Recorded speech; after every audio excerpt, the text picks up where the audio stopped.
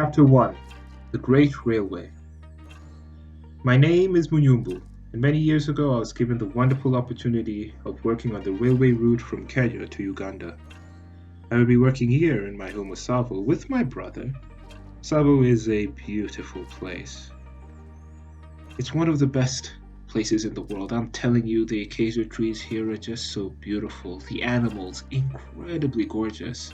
I, for one, love giraffes. They're probably my favorite animal. Although I talk quite fondly of my land of Tsavo, it doesn't come without its fair share of baggage, often referred to as the land of slaughter. We've been through many things, I've heard many stories and experienced many events, but nothing quite like what I'm about to tell you right now. The first few nights at the railroad was nice. I got to meet many different people, we shared exciting stories, drank tea, ate some ugali. During the day we would work, and when we weren't working we were either sleeping or socializing. So it was a very simple and good life, until about a week after the boss had arrived. He was some Mzungu, I forget his name, but he brought with him some horrible luck. Chapter 2 Meeting the Man Eaters.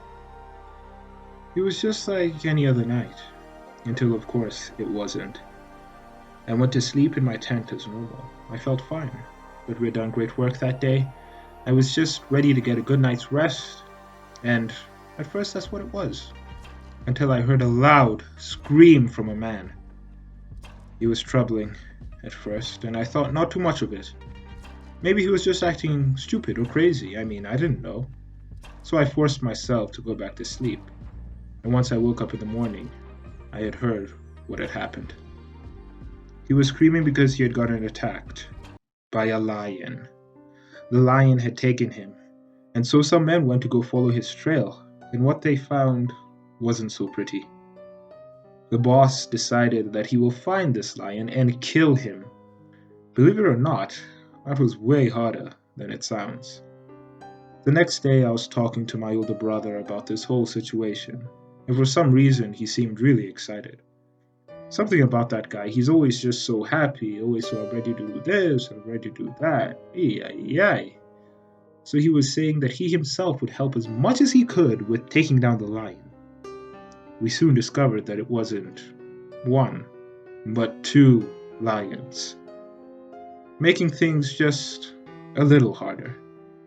You know, I've seen a lot of lions in my life, and heard about many stories about lions, but eating humans is something I've just never heard about. These lions were just special in that regard. The next night we heard the lions, they were roaring, and more men were screaming, and if you weren't screaming, you were praying.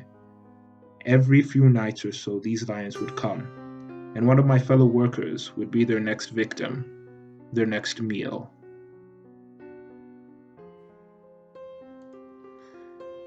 Chapter 3 The Clever Lions. As time went by, the lions would attack over and over again, and all we would find is the blood from the victim, the paw prints from the lion, and the horrific signs of a struggle. The fingernails of a poor worker trying to escape the wrath of these violent animals. We were instructed to build thorn bushes around the camp, and so we did. And my brother was losing his excitement for taking down these lions, but still wanted to help in any way he could. He would stay up at night, seeking the man-eaters, looking to see where they would strike next. But it always seemed like the lions were one step ahead. When we thought they would announce their presence with the sound of their thunderous roars, they would silently walk to camp, go over these thorn bushes and walls as if they were nothing, as if they weren't there. They would always attack on the opposite side of camp that we thought. They would never take bait, never fall for any traps. It was truly something incredible. We all had different names for these animals. Lions, ghosts, devils. My brother continued to hunt them down and try to find ways to trap them, until they found him.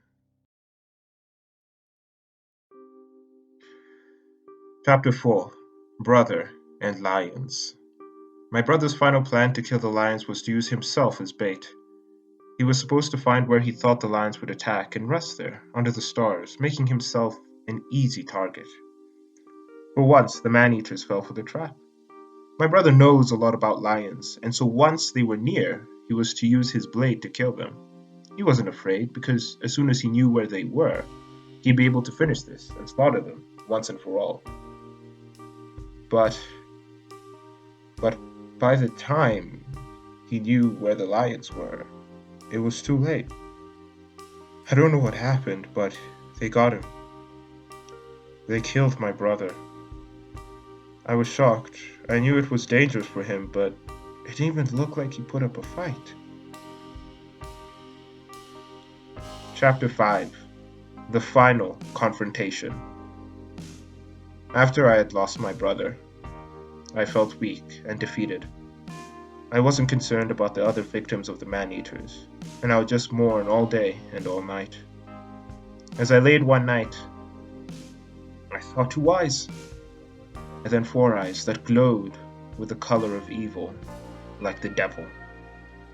And as these eyes came closer to me, no sound was made. Nothing but the cold winds, like a ghost. And at the last second, the last moment, I heard the thunderous roar of lions.